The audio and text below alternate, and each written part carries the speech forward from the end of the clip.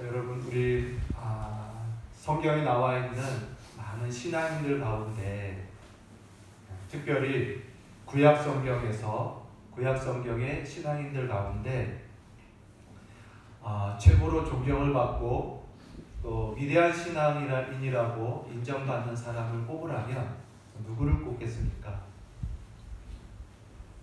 특별히 유대인도 그렇고, 유대인뿐만 아니라 오늘날 우리 기독교인들도 성경의 인물 중에 위대한 신앙인을 뽑으라 하면 아마도 아브라함을 뽑을 겁니다.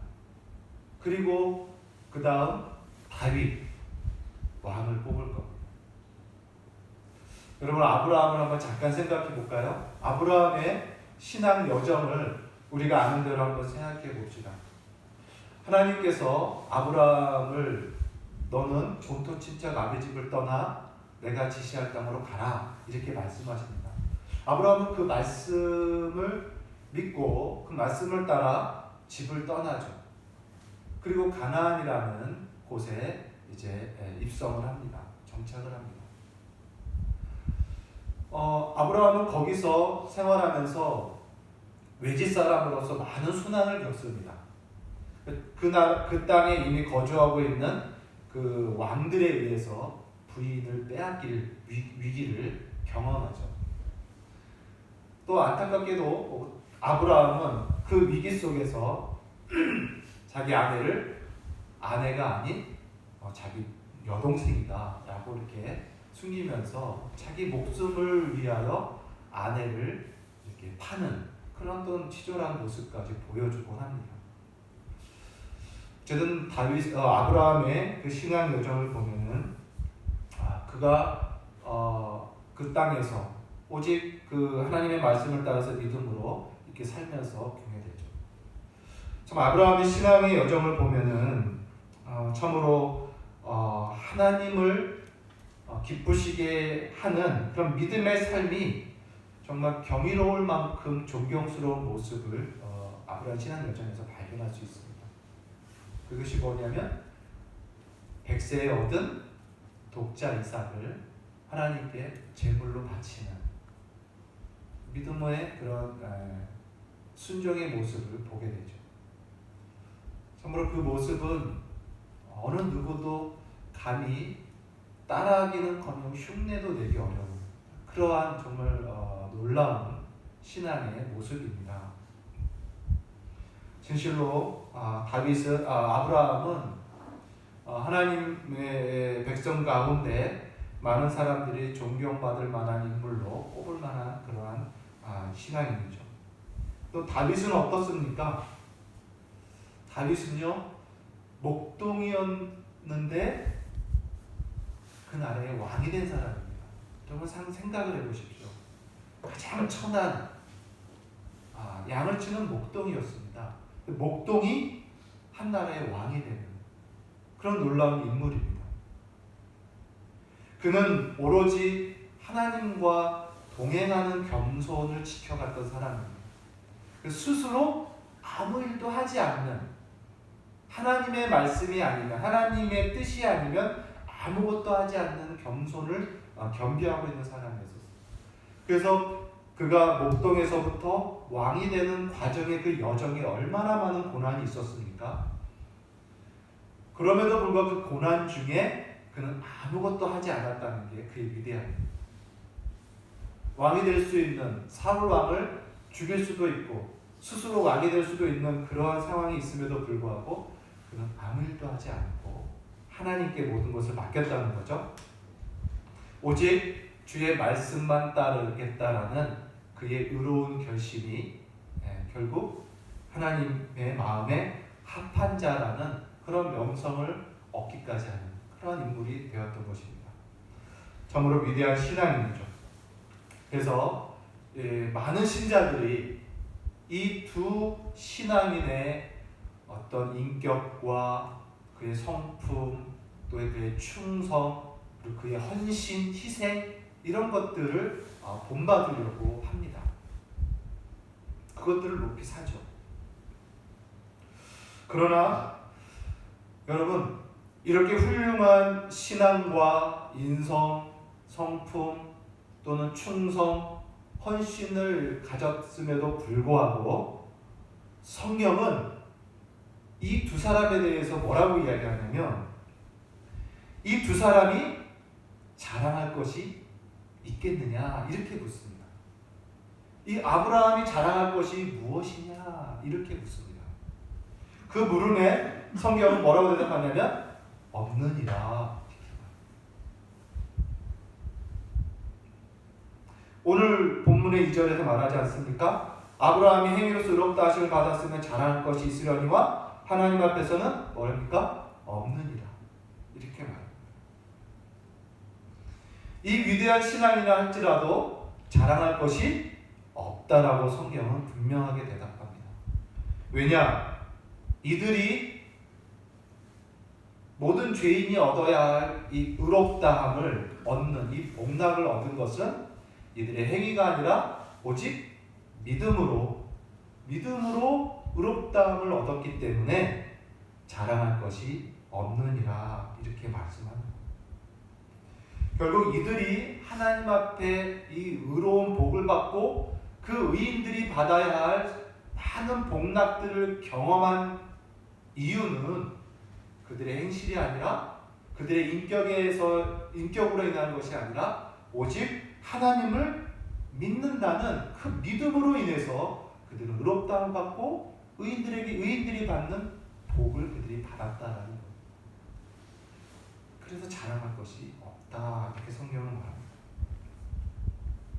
이 사실에 대한 증거로 사도 바울이 아브라함이 하나님을 믿음에 그것이 그에게 의로 여겨졌다라는 창세기 15장 6절 말씀을 이제 인용하여서 오늘 본문을 기록한 것입니다.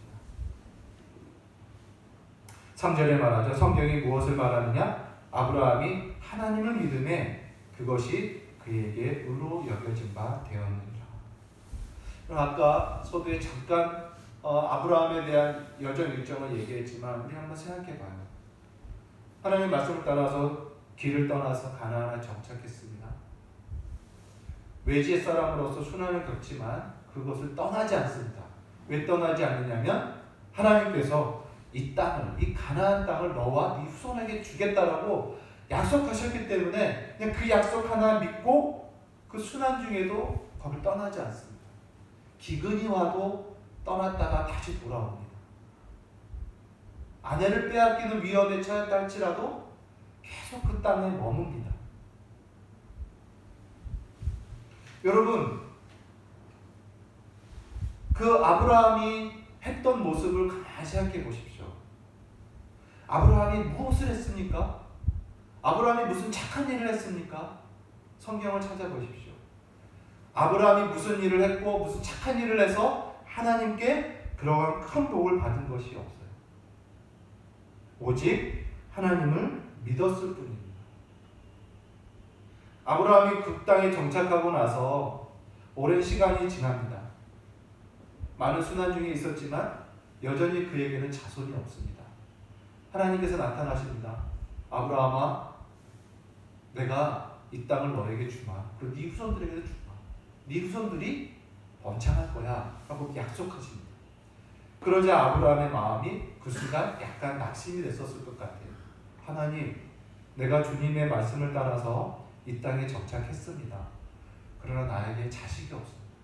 이 땅을 나에게 주고 내 후손들에게 줄 거라고 약속하셨는데 이 땅을 받을 후손이 나에게 없습니다. 오직 우리 집에서 잘 길리운 종 엘리에셀이라는 종 하나가 있는데 이 종이나 나의 상속자로 내 후손으로 삼아 주십시오 라고 그 자손의 그 엘리에셀을 복달라고 이렇게 이야기를 합니다. 그럴 때 하나님께서 낙심해하고 있는 아브라함에게 손을 베푸십니다. 성경에 보니까 하나님께서 아브라함의 손을 잡고 손을 잡는다는 표현은 안 나오지만 아브라함을 이끌고 텐트 밖으로 나가게 하여 하늘을 보여줍니다. 하늘을 봐라. 아브라함이 하늘을 봅니다. 그리고 저 별들을 봐라. 저 별들을 네가 셀 수 있니? 한번 세봐라. 당연히 못 세죠. 그 수많은. 하나님 말합니다. 저 별들과 같이 네 자손이 많을 것이다. 셀 수 없을 만큼 네 자손이 많을 것이다 라고 다시 한번 하나님께서 아브라함에게 약속을 하십니다. 그 약속을 듣고 그 신물로 별을 향하여 신물을 들어가면서 약속하신 하나님의 약속을 듣고 아브라함이 그 하나님을 믿으네. 하나님이 그 믿음을 의로 여기셨다라고 창세기 15장에 기록한 것입니다. 결국 아브라함이 신앙 여정 가운데 보여준 것은 무엇이냐? 믿음 하나입니다. 착한 행실, 성품 전혀 아닙니다.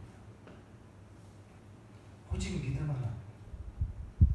다시 한번 그 믿음으로 다시 한번 삶을 지켜나가고 그 믿음으로 의롭다함을 받고 그 믿음을 계속 유지해가는 그런 삶임을. 그래서 아브라함은 믿음의 아버지, 믿음의 조상이라는 그런 칭호를 받게 되는 거죠. 여러분, 아브라함이 한 것은 그저 믿음뿐입니다. 믿었을 뿐입니다. 하나님의 말씀을 믿었을 뿐입니다. 또 그렇게 말씀하신 그 하나님을 믿었을 뿐입니다. 하나님은 그 믿음을 아브라함의 의로 여겨주시고 아브라함의 의로 삼아주신 것입니다. 여러분, 이렇게 아무 일도 하지 않았는데 상을 받습니다. 아무런 착한 일을 하지 않았는데도 상을 받습니다.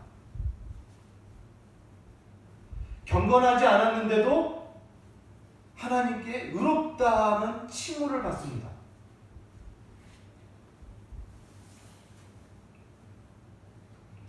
오직 그 하나님을 믿는 믿음으로 의롭다함을 받는 그 복락을 받게 되는 거죠. 여러분, 일하는 자에게 주는 상이나 삭은 그걸 보상이라고 하지, 그것을 은혜로 값없이 은혜로 받았다라고 얘기하지 않습니다. 당연한 거죠. 그것을 주지 않냐면 오히려 불법을 행하는 것이고 오히려 벌을 받아야 되는 일입니다.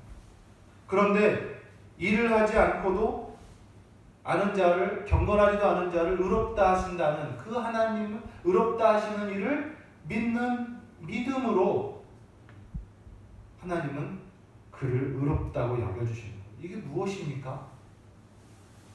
이것이 무엇을 말하는 것입니까? 일하지 않는 자에게 상을 주고 경건하지 않은 자에게도 의롭다고 하시는 이 하나님.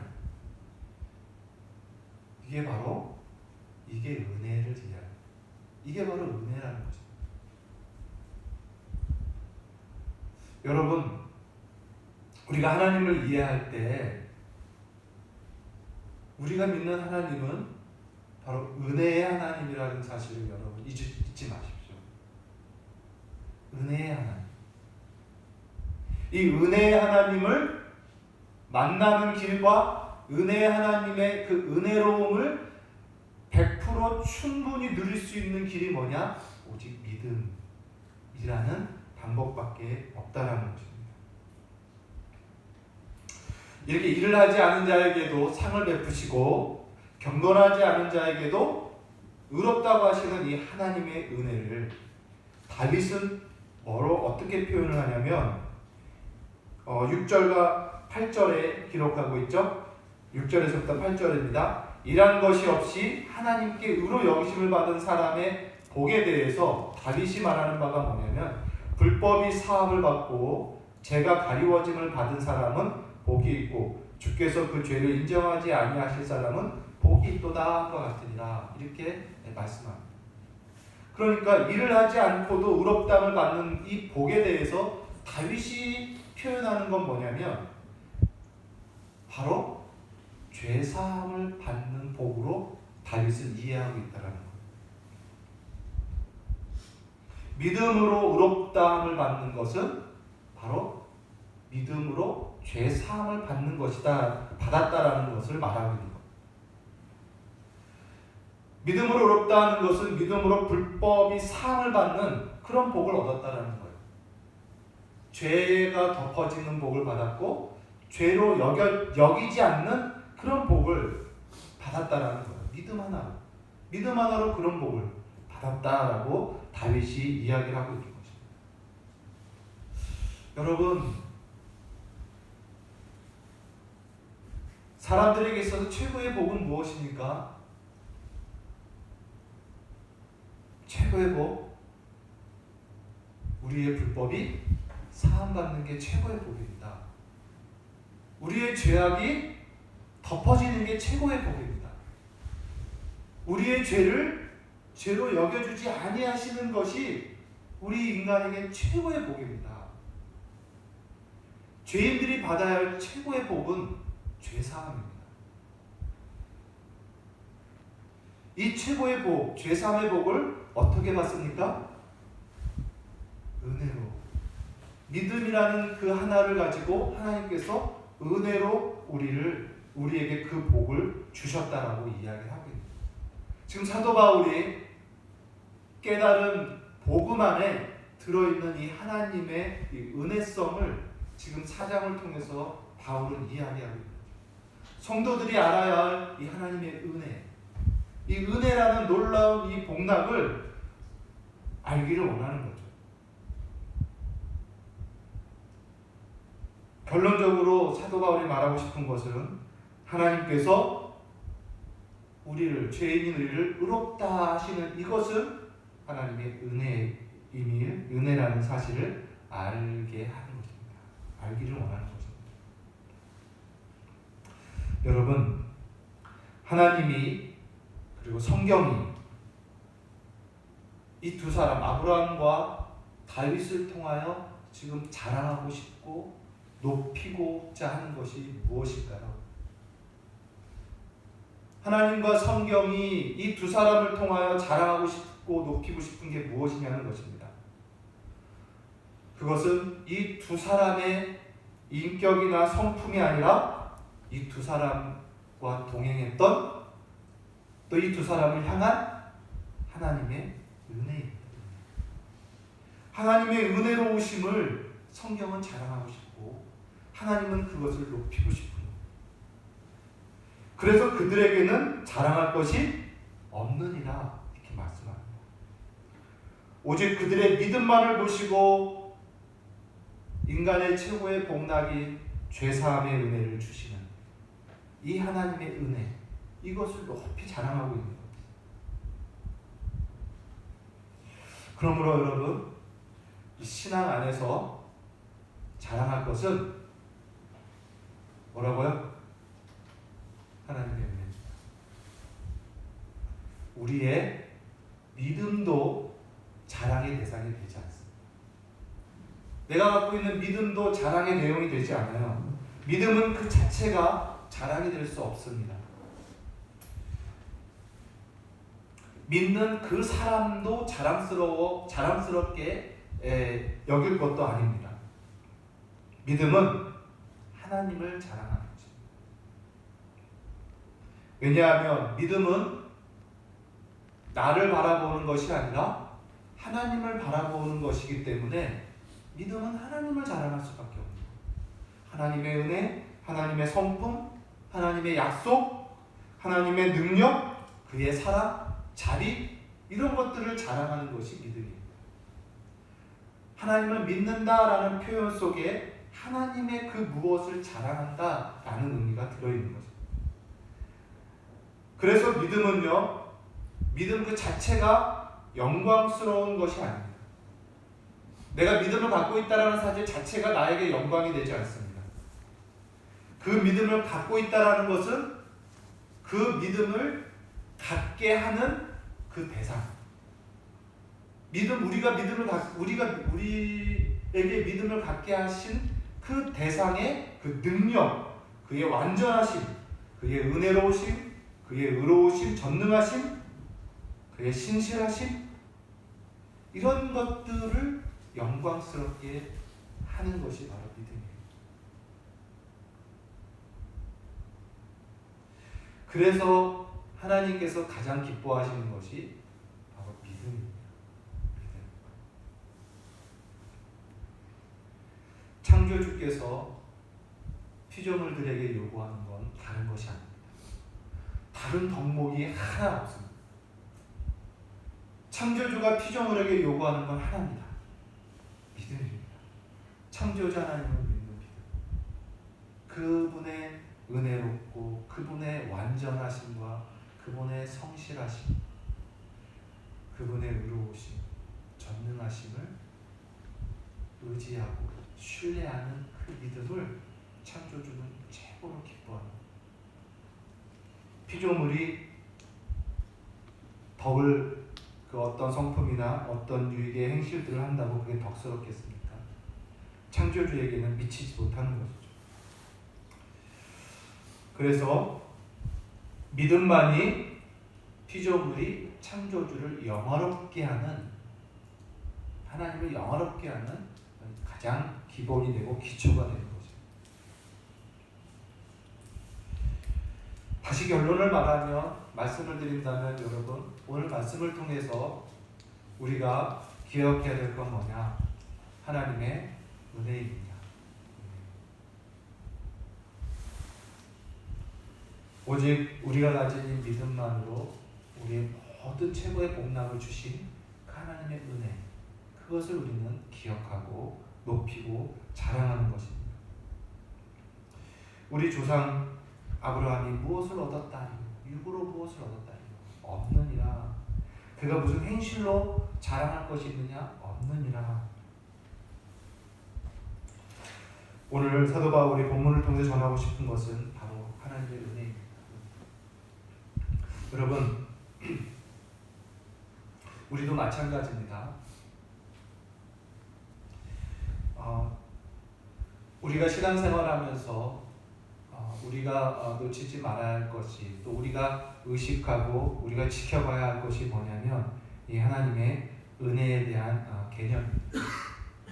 여러분, 하나님의 나라의 속성을 한번 생각해 보죠. 하나님의 나라의 속성 중에 어떤 속성이 있냐면 가족 공동체의 속성이 있습니다. 가족 공동체. 왜냐하면 하나님의 나라는 오직 예수 그리스도, 하나님의 아들, 그를 믿는 믿음으로 다 하나님의 자녀들이 되었기 때문에 다 하나님 아버지를, 한 하나님을 아버지로 모시는 모든 한 가족 공동체로 교회가 이루어지는 거거든요. 하나님의 나라입니다. 여러분, 그래서 가족에 대해서 생각을 해보죠. 여러분, 가족 중에 자식이든 뭐 형제든 심지어 부모든 가족 중에 누군가가 가족을 힘들게 한다고, 감당하기 어려운 그런 사람이 있다고 해서 한번 생각해 보십시오. 그가 부족해서든지 성깔이 있어서든지 문제를 일으키든지 아니면 뭔가 다르다든지 해서, 그렇다고 그 가족을 쫓아내거나 거절하려는 그런 마음이 생깁니까? 가족은 아무리 힘들게 하고 아무리 어렵게 하고 감당하기 버겁다 할지라도 절대 그를 거절하거나 그를 쫓아낸다는 마음 자체가 생기지 않습니다. 가족에게 그래요. 힘들지만 감당합니다. 버겁지만 함께합니다. 이게 가족이에요. 본성적으로 어떻게 떨어뜨릴 수가 없는 것입니다. 다투고 싸우더라도 함께합니다. 결코 단절되지 않죠. 이처럼요, 하나님의 나라, 그 교회도 마찬가지입니다. 교회 구성원에도 마찬가지예요. 힘들다고 하는 사람이 있다고, 버겁게 느껴지고 뭔가 부족하다고 느끼다고 해서 그를 없었으면 좋겠다, 그를 좀 안 봤으면 좋겠다, 이런 생각 자체를 가질 수가 없는 것입니다. 왜냐? 하나님의 나라는 가족이기 때문에 떨어뜨릴 수가 없어요. 그래서 교회 구성원들을 이렇게 보면요, 어느 교회든 마찬가지입니다. 다 학문적으로도 다 차이가 있습니다. 많이 배운 사람이 있고 아예 못 배운 사람도 있습니다. 경제적으로도 다양합니다. 부자가 있는가 하면 중상층도 있고 심지어는 아주 가난한 사람도 있습니다. 육체적으로도 마찬가지입니다. 건강한 사람이 있는가 하면 몸이 불편해가지고 두 사람, 세 사람이 붙어서 부축해서 오는 그런 불편한 사람도 있고 심지어 장애인 우도 있습니다. 다양합니다. 신분적으로 대대로 2대, 3대, 4대 신앙의 가문이 있는 사람인가 하면 이제 막 예수를 믿고 무엇이 교회인지 무엇이 하나님인지 모르는 아주 그러한 신분에 그러한 가문에 신앙 가문에 있는 사람들도 있습니다. 다양합니다. 신분적으로도 마찬가지로 뿐만 아니라 재주도 다양합니다. 어떤 사람 재주도 많아요. 어떤 사람은 재주가 1도 없어요. 참 매력적으로 보이는 사람이 있는가 하면 그렇지 못하게 보이는 사람도 많습니다. 여러분, 그렇다고 해서 그 수많은 교회 공동체, 교회 가족 공동체들 중에 버겁다, 없었으면 좋겠다, 나갔으면 좋겠다, 안 봤으면 좋겠다 하고 쫓아내고 싶은 그런 마음이 생길 수가 없다는 거예요.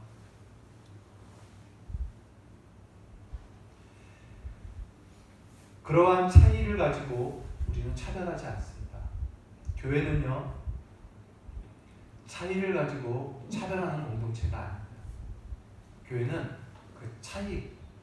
그 차이로 인해서 오히려 다양하고 더 복된 것이 교회인 거예요. 그것을 가지고 차별해서는 안 된다. 곧 하나님의 나라와 나라인 교회는요, 은혜가 지배하는 곳입니다. 은혜가. 다시 말하면 차별이 없는 곳입니다. 하나님의 사랑을 거저받은 자의 모임입니다. 아브라함처럼 다윗처럼 착한 일을 하지 않아도 믿음 하나로 모든 복을 받는, 믿음 하나로 하나님의 은혜의 나라에 들어와 버린 그런 자들의 모임이 교회입니다. 저와 여러분이 교회 안에서, 많은 신자들이 교회 안에서 자랑할 것이 무엇입니까? 없어요.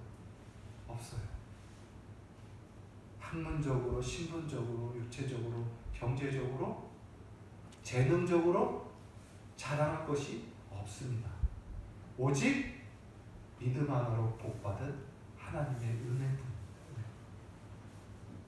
하나님의 나라는 이 은혜가 지배하는 거죠. 그래서 교회 안에서는 자랑도, 차별도, 편가름도, 비웃음도 없어요. 그래서 열등감도 없고 우쭐하는 감도 없는 것입니다. 교회는 은혜로 거저 들어온 거저 공동체예요. 거저 공동체. 여러분, 우리는 하나님의 이 은혜의 이 성품을 우리는 충분히 알기를 원합니다. 우리의 아버지 하나님은 은혜로우신 분입니다. 아버지답게, 아버지의 자녀들답게 여러분들의 눈도 은혜의 눈을 가지시기 바랍니다. 나를 은혜로 받아주신 하나님, 그 은혜가 크면 많은 성도들을 다 은혜로 보시기 바랍니다. 차별이 있을 수 없습니다. 무엇을 자랑할 수 있느냐? 하나님 앞에서는 없느니라.